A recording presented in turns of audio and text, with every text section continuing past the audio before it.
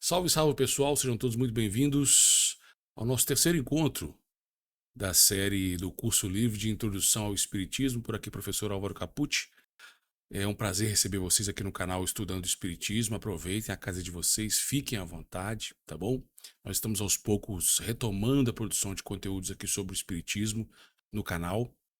E ter você conosco é sempre um prazer, uma alegria muito grande, tá bom? Vamos para o nosso terceiro encontro, vamos conversar um pouco mais sobre alguns textos fundamentais, os textos indispensáveis, os textos clássicos, pelo menos na minha percepção, que fundamentam, né, que conferem autoridade, credibilidade e que devem ser estudados assim pela vida toda, por qualquer espírita minimamente envolvido com o espiritismo. E para você que está chegando agora, para você que está querendo buscar informações sobre o Espiritismo, o que é o Espiritismo, o que o Espiritismo ensina, como ele funciona, quais são suas ideias, suas teses, né? Quais são os princípios e fundamentos que o Espiritismo apresenta. Você que está chegando agora, que está buscando informações sobre o que é o Espiritismo, tentando se introduzir na doutrina, esse estudo, essa série é muito, muito, muito para você, tá bom? Fica à vontade, aproveite os vídeos, tá? Para você que já é espírita, essa série também é para você. Como Kardec sempre nos lembra, sempre fez questão de nos lembrar, você sendo espírita novato ou sendo espírita já de algum tempo, você nunca deve deixar de revisitar os textos fundamentais do espiritismo, sejam textos introdutórios ou não, tá? E esses textos fundamentais da doutrina espírita, onde você vai encontrar? Você vai encontrar nas pouco mais de 20 obras escritas, editadas, publicadas por Allan Kardec. São 20 obras, ou pouco mais, 22, alguns falam 21, outros 22.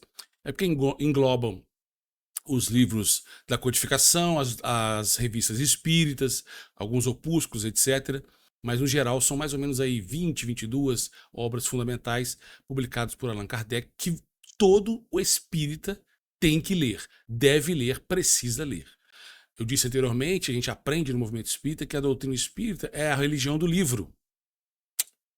Então precisa ler, precisa estudar, né? Independente da sua dificuldade, dos seus limites ou não de interpretação de texto, de leitura, gente, faça esse esforço. Quando a gente se esforça por ler, por estudar o Espiritismo através da leitura, mesmo com as nossas dificuldades de interpretação, de cognição, etc., isso estimula o nosso cérebro. A leitura por si só já estimula o cérebro. Então, se você se esforça um pouco mais, não se limite, não pare, tá? Na sua dificuldade de leitura, alguns termos, algumas expressões, algumas frases, alguns textos um pouco mais profundos, mais densos, mais complexos, não pare por isso. Tá? Não desista do estudo do Espiritismo por causa dessa inicial dificuldade de interpretação, de entendimento dos textos. Não faça isso, tá? Insista, estude individualmente, mas também procure estudos em grupos, estudos coletivos, que isso ajuda, né, a diluir as nossas dificuldades, possíveis dificuldades de interpretação, de compreensão do texto. Outra coisa, algo que caiu muito em desuso, mas que eu sugiro que você retome, é, por exemplo, utilizar o dicionário. Né? O dicionário ainda é muito útil, deve ser muito utilizado, seja dicionário físico mesmo, de livro, ou dicionários online. Faça isso. Né? Não, o dicionário ele é muito útil, sempre será útil nesse sentido, para a gente poder entender os textos que a gente está lendo, as expressões, etc. Tá? Então não desista, persista, porque você só tem bons frutos a colher, tá bom? Vamos lá para a nossa parte aqui, onde nós paramos no estudo. Eu vou jogar a tela grande aqui para a gente poder ficar mais fácil de você visualizar, tá? Nós paramos nesse item aqui, onde Kardec, o que Kardec está fazendo? Deixa eu relembrar para você aqui muito rapidamente. Kardec está meio que expondo aqui em visões gerais, numa visão geral, ele está dando uma visão geral do seu método de trabalho.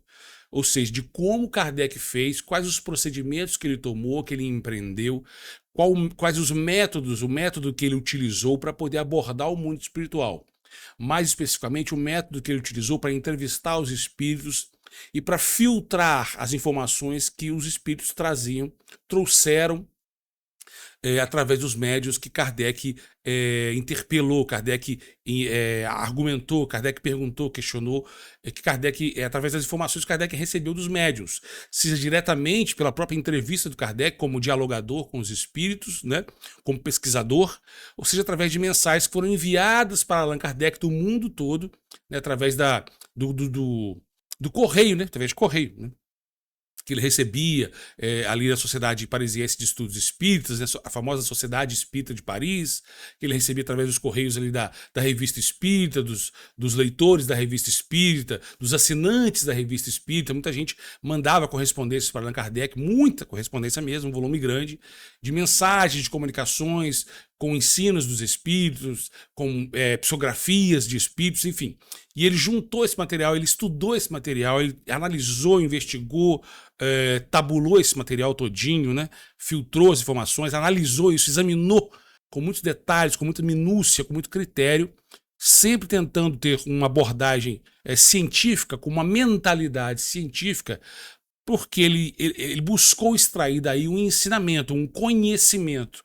E como Kardec era um educador, como Kardec era um pedagogo, né? Hoje a gente poderia entender como um pedagogo, na época não tinha ainda essa nomenclatura, mas como ele era um homem de conhecimento, ele valorizava o conhecimento, ele sabia que o conhecimento ele precisava precisava chegar, precisava ser publicado, precisava ser disponibilizado para as pessoas com critério. Né? Afinal de contas, se você oferece um conhecimento, esse conhecimento supõe-se que ele seja útil, que ele tenha aplicabilidade, e para ele ser útil e ter aplicabilidade, ele tem que ser respeitado, ele tem que ter autoridade, ele tem que ser um conhecimento garantido, né? Tem que ser bem fundamentado, bem argumentado, tem que ter lógica, tem que ter coerência interna, consistência, credibilidade, para ele oferecer informação confiável, fidedigna para as pessoas. Né? Como educador, como professor, ele tinha muita noção disso. Afinal de contas, um professor, o professor, o que ele faz? Ele trabalha, a matéria-prima do professor é o conhecimento. Então, o professor, em tese, ele não apresenta o conhecimento para o aluno que seja um conhecimento mentiroso, falso, ok? O professor sempre busca o conhecimento verdadeiro, consistente, porque ele quer que a formação do seu aluno seja uma formação também consistente, madura, precisa. Então, esse cuidado como educador, Kardec trouxe para a codificação do Espiritismo, trazendo essa mentalidade científica, filosófica, lógica, racional, crítica, para poder tratar esse conhecimento e trazê-lo ao mundo como algo para contribuir para o próprio benefício da humanidade, para a emancipação da humanidade, como eu disse anteriormente. Então Kardec ele continua aqui no texto. Esse texto ele está na introdução do Evangelho segundo o Espiritismo. O título dele é Autoridade da Doutrina Espírita. E o Kardec vai aqui esmiuçando, ou pelo menos fazendo uma visão um pouco mais abrangente do seu próprio método de trabalho, tá bom? Deixa eu colocar o fone aqui para baixo que ele está reverberando. Vamos lá, continua Kardec, vamos acompanhar o texto de Kardec, tá bom? Diz ele, olha só. A concordância no que ensinam os espíritos é, pois, o melhor controle. Vou repetir. A concordância no que ensinam os espíritos é, pois, o melhor controle. Então, atenção, pessoal. O que Kardec está apresentando aqui? Ele está dizendo que a ideia de controle de Kardec aqui não é o controle no sentido de autoritário, de ditador, não é isso, né? O controle aqui é uma mentalidade científica, é um método científico, é para você filtrar, para você extrair um conhecimento garantido da informação que os espíritos estão trazendo. Ele está dizendo aqui inicialmente o seguinte: a concordância no ensino dos espíritos é o melhor controle. O que isso significa? Que quanto mais informações você tiver vindas do mundo espiritual, e essas informações elas são concordantes entre si, elas trazem um denominador comum, os espíritos não só falam a mesma língua, mas eles falam as mesmas ideias, eles transmitem as mesmas ideias, os mesmos conceitos, as mesmas definições, ainda que cada um fale do seu jeito, né? Porque cada espírito é uma personalidade, cada espírito é uma individualidade, e também cada espírito ele está num determinado estágio evolutivo, ok? Correto.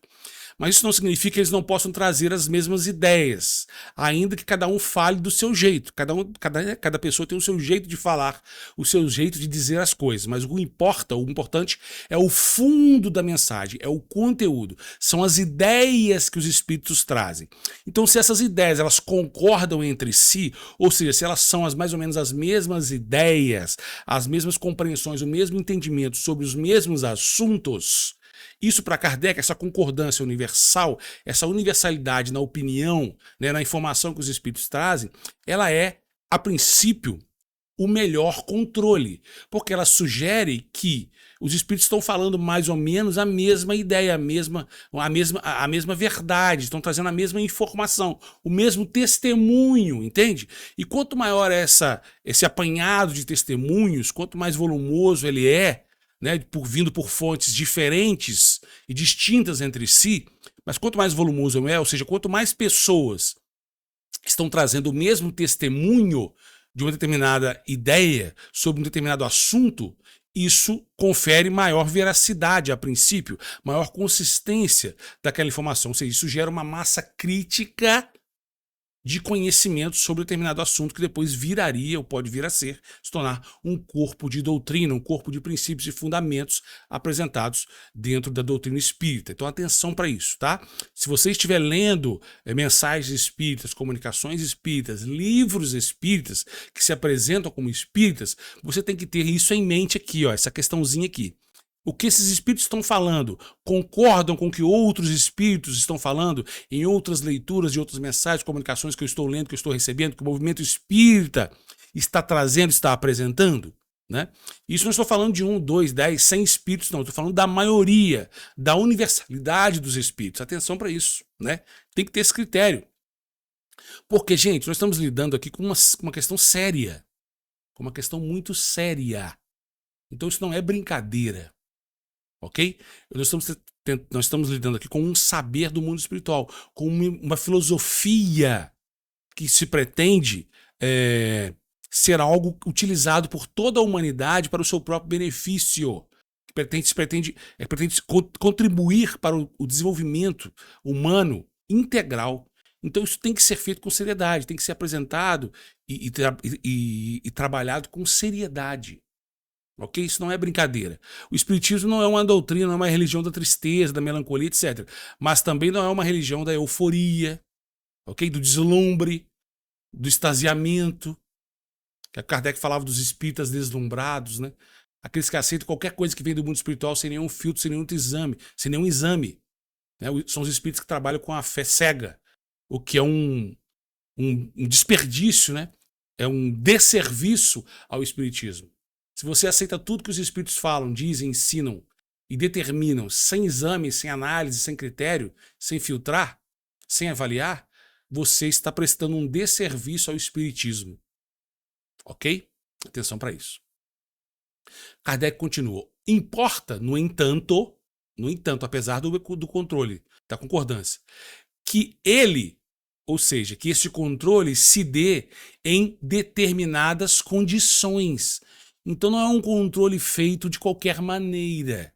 Para que esse controle, através da concordância do que os espíritos ensinam, seja eficiente, seja eficaz, seja efetivo, ele tem que se dar sob determinadas condições que Kardec vai apresentar aqui para a gente agora. Atenção!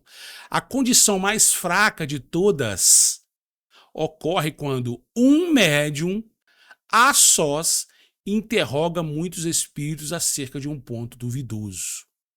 Isso aqui é um alerta importantíssimo para nós que somos espíritas, para nós que fazemos parte do movimento espírita e, sobretudo, para você que trabalha diretamente com divulgação do espiritismo.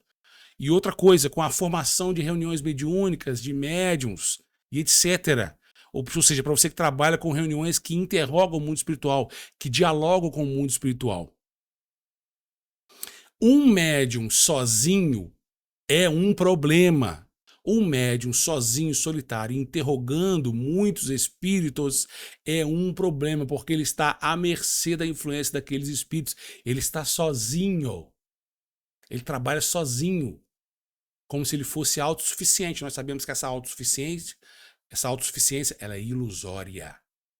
Ela é ilusória, ela é enganosa. Alerta Kardec, um médium a sós ou sozinho interroga muitos espíritos.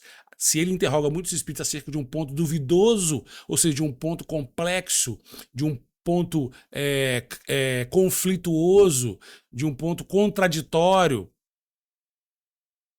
isso é problemático. Porque se o ponto é duvidoso, ele gera dúvidas, ok? Óbvio, é duvidoso, ele gera interrogações, ele gera perguntas, ele gera questionamentos. Então ele é um ponto também mais complexo, mais conflituoso. Ele gera contradições, é um ponto que gera mais contradições, mais conflitos, dúvidas, né? Um ponto mais nebuloso dentro da doutrina. E se esse médium está sozinho interrogando muitos espíritos, isso é um problema. Olha o que Kardec diz. É evidente que se ele estiver sob o império de uma obsessão, ou ainda lidando com um espírito mistificador, este lhe pode dizer a mesma coisa sob diferentes nomes. O médium está sozinho. Não tem nenhum critério, não tem nenhum controle, não tem ninguém que ofereça para ele um contraponto, né? Ele não está exercendo ali exame, análise, investigação. Ele não está questionando a informação que o espírito está trazendo. Ele não está oferecendo um contraponto, ele está sozinho. Ele está à mercê das suas próprias convicções, das suas próprias ideias. E isso é problemático. Você pode ser o quê? Primeiro, você pode estar sendo vítima de uma obsessão, ou seja, de um ataque espiritual, de uma perseguição espiritual, de um assédio espiritual. Isso vai comprometer profundamente sua percepção espiritual, a sua mediunidade. Logo, vai comprometer a sua relação com as informações que o espírito está trazendo. Logo, você vai trazer uma informação distorcida, possivelmente mentirosa, falsa e enganadora. Isso vai atrapalhar a sua informação, vai atrapalhar a sua mediunidade, o seu trabalho, isso vai atrapalhar o próprio espiritismo. Porque você está sendo o intermediário de informações mentirosas, falsas. Porque você, como instrumento dessa informação, você está comprometido. Você está comprometido. Você foi influenciado por uma obsessão, ou seja, por um espírito mau.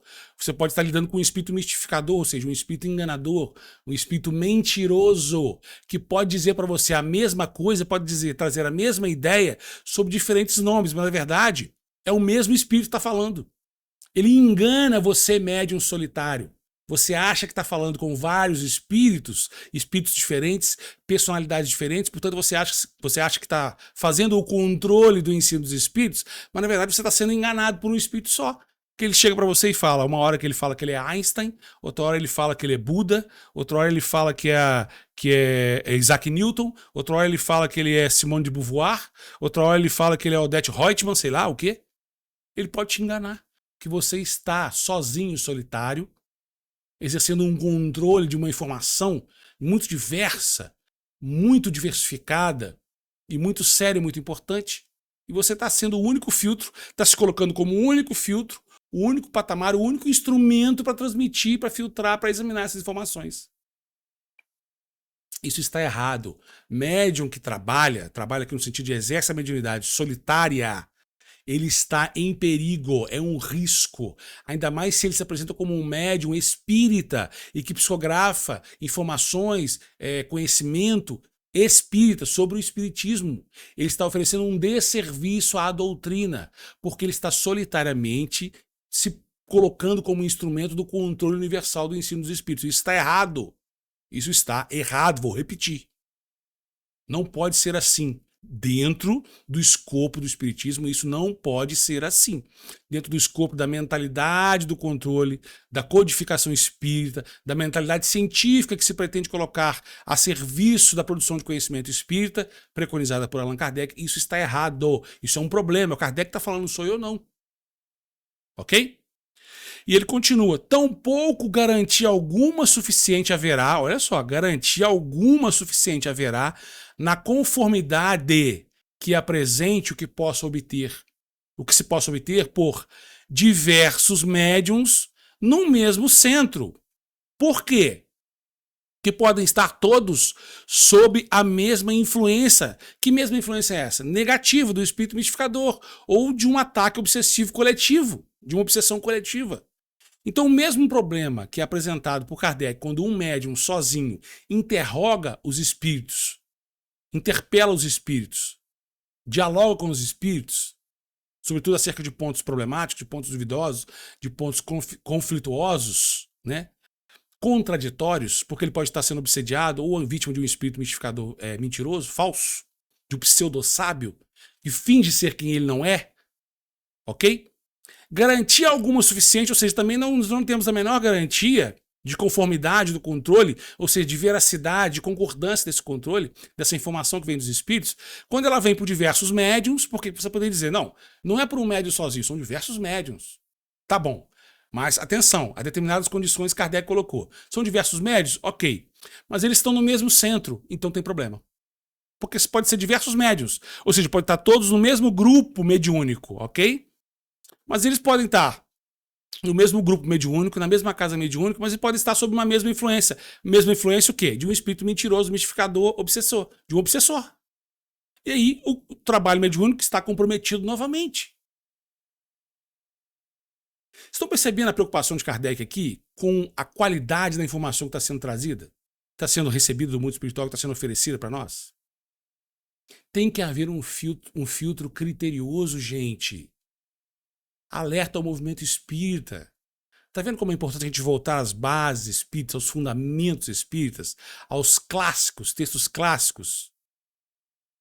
Porque eles nos trazem, nos chamam alerta novamente para coisas importantes que nós deixamos passar, que o movimento espírita deixou passar.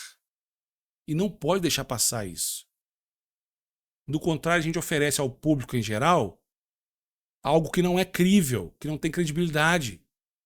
Algo que não oferece consistência como conhecimento. E se não oferece consistência como conhecimento, é inútil. Ou às vezes é até nocivo. Porque vai desvirtuar pessoas, ideias, posturas, comportamentos, entendimentos das coisas.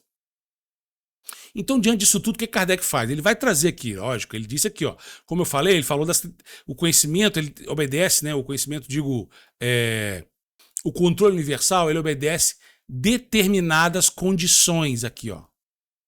Então ele está aqui apresentando quais são essas condições ideais para que a concordância no controle universal do ensino dos espíritos se dê. E já fiz as críticas aqui. Médium sozinho, interrogando muitos espíritos, é problemático. Vários médios, mas todos pertencendo ao mesmo centro, à mesma instituição, à mesma casa espírita, à mesma reunião mediúnica, eles também podem ser mal influenciados. Aí ele diz, uma só garantia séria existe para o ensino dos espíritos. Uma só garantia séria existe para o ensino dos espíritos. Isso é taxativo. Kardec aqui é taxativo, é imperativo. Ele não abre mão disso, desse critério, desse procedimento, dessa suposta, vamos dizer assim, dessa norma, né, do procedimento espírita de abordagem do mundo espiritual. Uma só garantia séria existe para o ensino dos espíritos.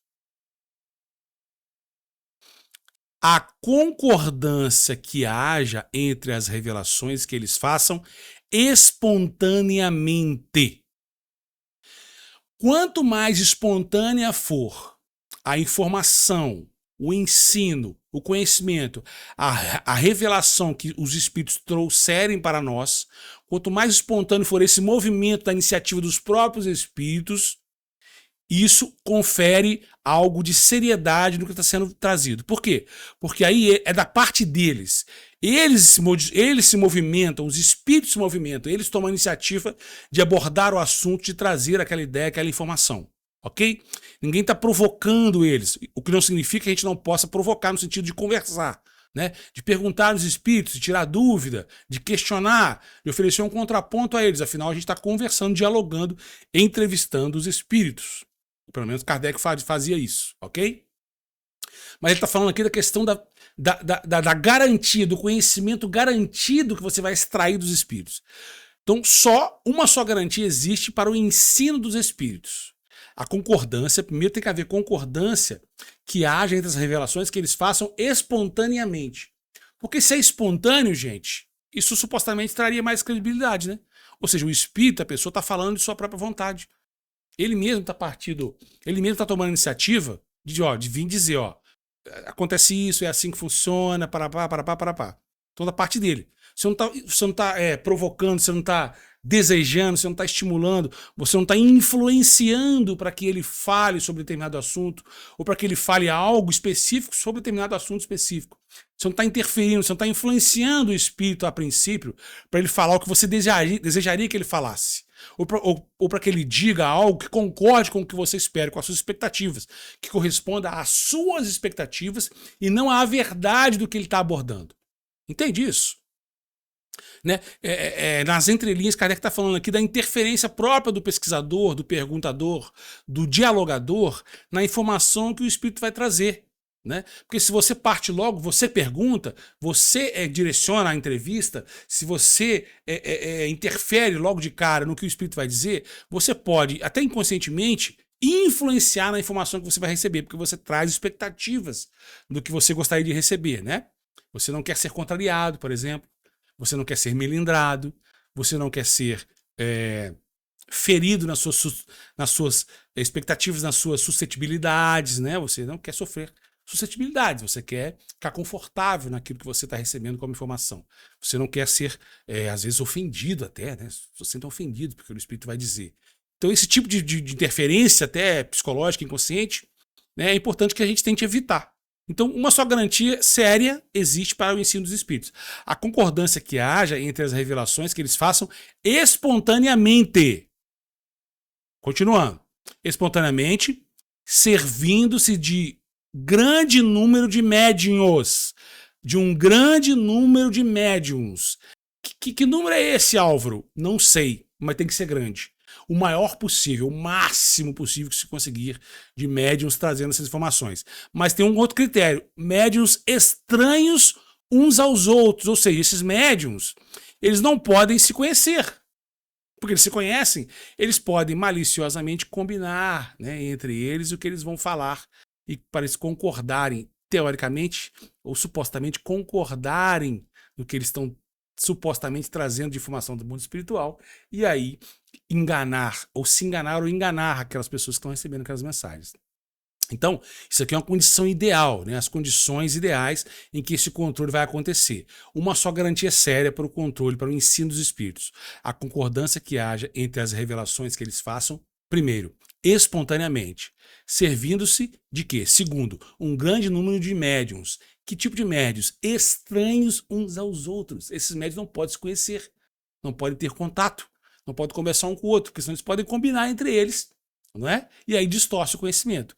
E outra coisa, médiuns estranhos uns aos outros e em vários lugares. Ou seja, não pode ser médiuns que estão na mesma casa espírita só, na mesma instituição, na mesma reunião mediúnica. Não, tem que ser médiuns, vários médiuns, um grande número, o maior número possível de médiuns estranhos uns aos outros, ou seja, que não se conhecem, que supostamente não têm nenhum contato, né? Não devem ter nenhum contato, não devam ter nenhum contato, e em vários lugares diferentes, ou seja, no Brasil, em várias cidades brasileiras, no Brasil todo, espalhado, diversificado, em outros países, no mundo inteiro. Ok? Isso é uma condição ideal, gente. Vamos marcar aqui de novo. Ó. A concordância, ela tem que haver entre as revelações que se façam espontaneamente, vamos esmiuçar aqui, né? Espontaneamente. Servindo-se um grande número de médiums, estranhos uns aos outros e em vários lugares. Isso aqui é o resumão do controle universal do ensino dos espíritos. Isso aqui é a base da autoridade da doutrina espírita. É só dessa forma que a doutrina espírita vai ter um mínimo de respeitabilidade na sociedade. E se ela tem respeitabilidade na sociedade, a sociedade vai aceitar a doutrina espírita como um campo do conhecimento relevante, interessante e que pode ser absorvido, assimilado e aplicado pela universalidade, pela diversidade da própria sociedade. Ou seja, isso é o que confere como é que eu vou dizer? Confiança, credibilidade, mas também confere aceitação do espiritismo. Uma melhor aceitação do espiritismo pela diversidade da sociedade das pessoas. Senão o espiritismo vira chacota, gente. Vamos ser claros, é isso que eu quero dizer. Sem isso aqui, o espiritismo vira chacota, vira piada. Né? As pessoas não vão levar a sério o espiritismo. Se ele não é levado a sério, ele vai ser passageiro, ele vai se perder no tempo. E aí, sinto muito. É isso que você quer como espírita? É isso que eu quero como espírita? Não. É isso que nós queremos como espíritas? Não, nós queremos que a doutrina espírita seja o quê? Seja importante para as pessoas. Né? Não necessariamente que as pessoas se convertam em espíritas, mas que elas tenham no espiritismo uma referência. Ok? Tenham no espiritismo uma referência importante, uma referência séria. Algo que seja relevante na vida das pessoas. Para que elas se tornem o quê? No final das contas, pessoas melhores. Né? E você só pode ser alguém melhor, se tornar uma pessoa melhor, uma instituição melhor, uma comunidade, uma sociedade melhor, se o que você aplica e usa como referência é algo melhor, é algo realmente importante, transformador. Ok? Você pode estar pensando assim, Álvaro, isso aí que você descreveu aqui de Kardec, isso hoje em dia não tem como aplicar. Isso é inaplicável hoje em dia, porque hoje em dia você tem internet, você tem WhatsApp e outros aplicativos de mensagem, comunicação instantânea, videoconferências. Isso não dá para aplicar mais hoje em dia. Você está certo. Você está certo. Hoje em dia, esse controle universal aqui, do jeito que ele foi descrito por Kardec, ele é contextualizado. Ele é para um contexto onde esse suposto isolamento, né, ou distanciamento entre as pessoas, entre os núcleos, entre os médiums, ele é de fato um critério que poderia ajudar na veracidade das informações, ok? Então, hoje em dia, o que você faz? Você aplica isso a tudo que é produzido. Você aplica isso para entender o que a doutrina espírita fez, para entender toda a produção da codificação, e você usa esse critério hoje para aplicar ao que é produzido hoje. Mas o que as pessoas produzem hoje, elas não seguem esse padrão. Ok? Então você não tem como aplicar ele hoje na prática. Você pode usar essa teoria do controle universal para examinar o que é produzido hoje. Isso você pode fazer. Você não tem como aplicar esse método hoje, por conta do contexto. Né? Hoje é um contexto de intercomunicação instantânea. Então as pessoas podem combinar, pode fazer um combinadinho ali entre elas, para elas supostamente hoje trazerem um controle universal, para até mudar o espiritismo, transformar. Dizer que o espiritismo agora é outra coisa, porque já está aplicando o controle universal hoje. Mas hoje dá para combinar e fazer e mentir. Né? Naquele tempo de Kardec, as condições materiais eram outras. Você não tinha internet, você não tinha videoconferência, você não tinha comunicação instantânea, mundial, em tempo real, não é isso, gente? Antigamente as pessoas, no tempo de Kardec, o transporte era carruagem, cavalo, né? Mal se tinha um telégrafo, salvo engano. Então, para uma pessoa aqui do Brasil combinar com outra lá da Índia, que elas vão falar a mesma informação, vão trazer a mesma informação para supostamente criar um controle universal e, portanto, impor princípios à doutrina espírita, era muito mais difícil. Beleza? Muito mais difícil. Né? As informações, a informação levava muito mais tempo. Né? Ainda você estava na época do livro, da imprensa, né? Você imprimia as informações, e os livros, né? Os jornais, as revistas circulavam por correio, aquele transporte lento, cavalo, navio, né? Enfim, então assim, a coisa era outro contexto.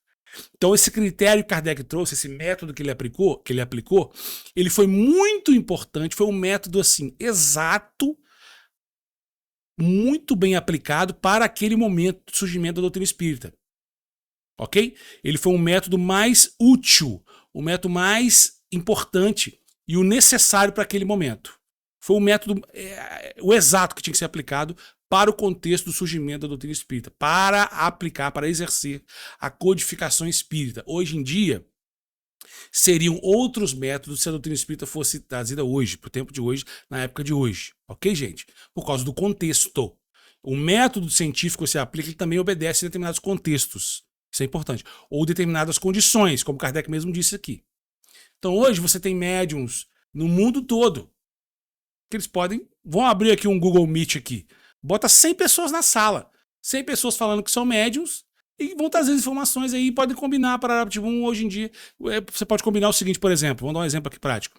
Hoje você, através da comunicação instantânea, em tempo real, você pode juntar várias pessoas e elas supostamente construírem um novo princípio espírita do tipo, a reencarnação ela é um erro.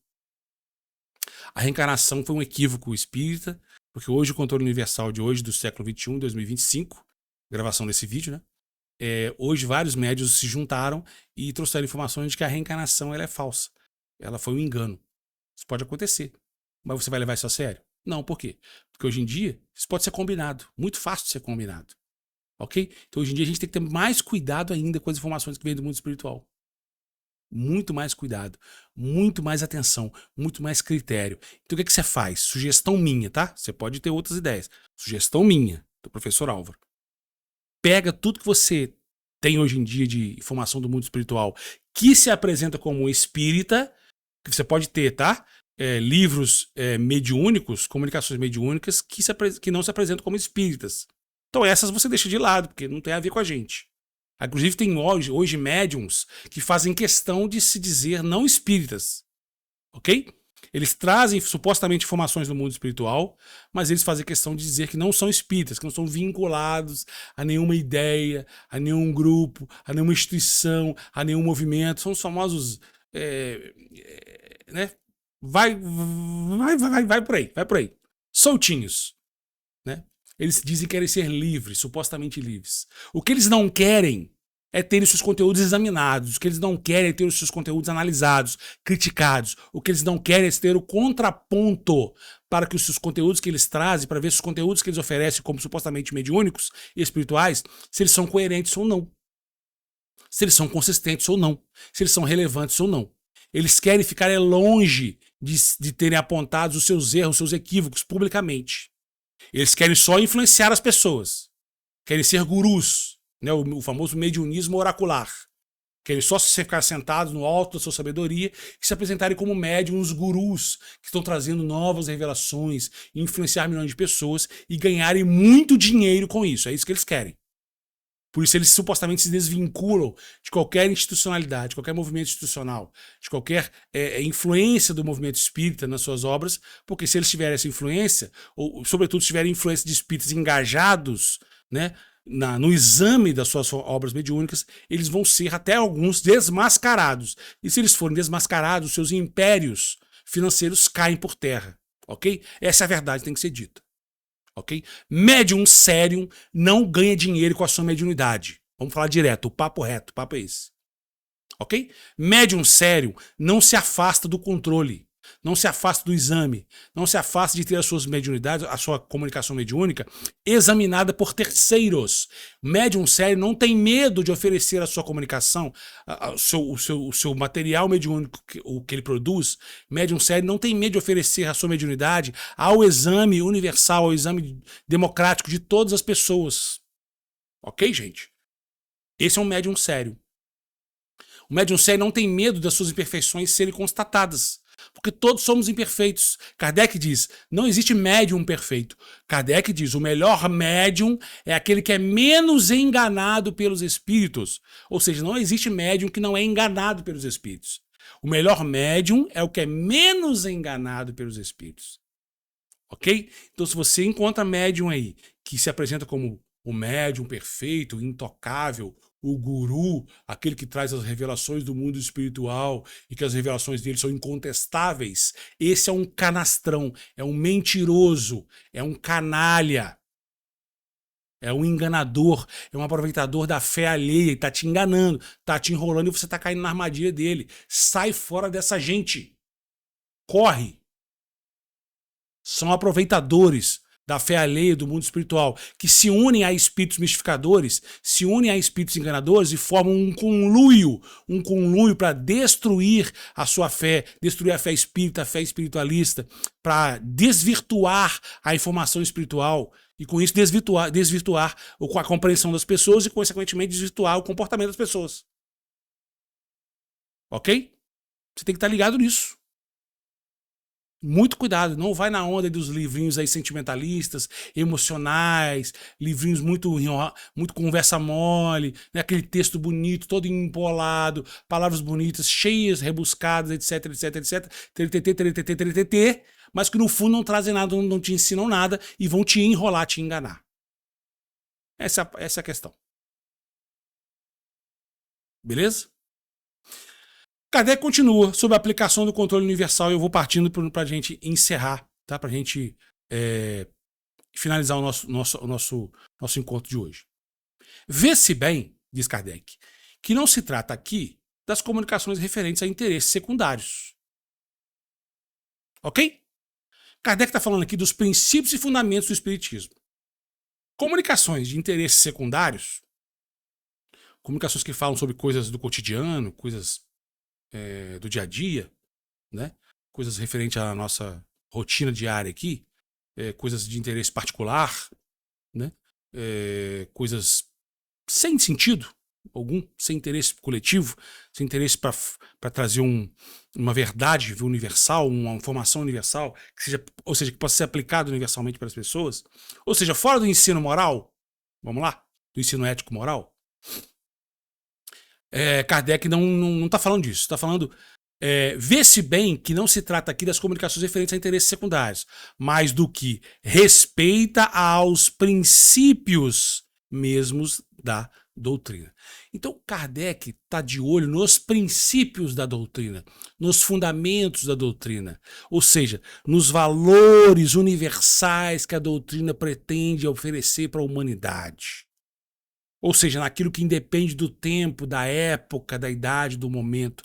Aquilo que serviu para ontem, serve para hoje e vai servir para amanhã. Ou seja, aquilo que é mais próximo das leis divinas, da verdade divina, da vontade divina. Esses são os princípios da doutrina. Aquelas informações ou aquelas comunicações referentes aos princípios ou que dizem respeito aos princípios mesmos da própria doutrina espírita, é esse que é o interesse do controle universal. É esse que é o foco principal, que deve ser o foco principal do estudo espírita. Esse deve ser o foco principal de uma mediunidade séria e, portanto, de um exame sério e, portanto, consequentemente, de um controle sério, de um ensino sério, garantido, oferecido pelos espíritos, pela doutrina espírita. Interesses secundários, particulares, né, fofoquinhas do mundo espiritual, novelinhas, novidadinhas do mundo espiritual, isso não interessa ao espiritismo, aos princípios da doutrina espírita. Kardec agora vai trazer aqui uma questão importante. Prova a experiência, ou seja, por experiência, ele não está falando de orelha, ele não tá trazendo uma teoria pré-concebida, ele não está fazendo um preconceito ou uma preconcepção. Isso que Kardec está orientando para a gente aqui, ele é fruto da experiência. Ele experimentou, ele aplicou, ele vivenciou isso que ele está trazendo como conhecimento para a gente, como informação, como critério, como método. Então o método do Kardec foi testado na prática. Ele está dizendo aqui, ó, prova a experiência que quando um princípio novo tem de ser enunciado, ou seja, quando um princípio novo ele é trazido, ele é revelado pelos espíritos, isso se dá, atenção, de novo, espontaneamente, em diversos pontos, ao mesmo tempo e de modo idêntico, se não quanto à forma, pelo menos quanto ao fundo, ou seja, quanto ao conteúdo. Isso aqui é o método de Kardec, resumidinho para você aqui, ó, entregue de bandeja pra gente. Meu povo, atenção para isso. Atenção para isso. Isso aqui é um presente, gente. Isso aqui é um tesouro que Kardec deixou pra gente e que a gente deixou passar, não está utilizando, está fazendo vista grossa, porque isso aqui não atende aos nossos interesses particulares. Isso aqui melindra os nossos interesses, melindra os nossos sentimentos. Isso aqui melindra a nossa fezinha fraca. Ok? Temos que ser mais adultos, gente. Parar de agir, de abordar o espiritismo, a doutrina espírita como criança, de forma infantil. Ou seja, a verdade a todo custo, gente. O que importa é a verdade. A verdade nos libertará. Jesus disse. Não interessa a verdade, ela contraria os meus interesses. Não interessa a verdade, contraria as minhas ideias. Se ela contraria as minhas vontades, os meus desejos. Porque a verdade em si é que ela é o valor maior, ela é a coisa mais importante, gente. Ela vai nos libertar, disse Jesus. E Kardec está trazendo para a gente aqui um jeito, um método eficaz, seguro da gente receber um ensino verdadeiro, ou o mais verdadeiro possível, dos espíritos. E se a gente aplica esse método, a gente vai ter uma doutrina espírita verdadeiramente consistente, forte, com autoridade. E se a doutrina espírita tem autoridade, ela tem relevância. E se ela tem relevância, ela vai mudar, transformar os indivíduos e a sociedade, gente. É isso que está em jogo aqui. É esse o alerta que eu quero trazer para você, para a gente pensar hoje. Tá bom? Fica com isso guardado para você. Eu não vou continuar mais, porque o estudo já foi aqui interessante. Eu acho que já foi muito importante. A gente não tem interesse também de correr com o estudo. Tá bom? Espero que seja útil para você, no seu dia a dia, como espírita, como pessoa envolvida, engajada no movimento espírita. Pense, minimamente, pense sobre isso que Kardec está trazendo para a gente aqui na introdução do Evangelho segundo o Espiritismo, num texto muito importante, mas pouco estudado, que é a autoridade da doutrina espírita. Tá bom? Aquele abraço, até a próxima.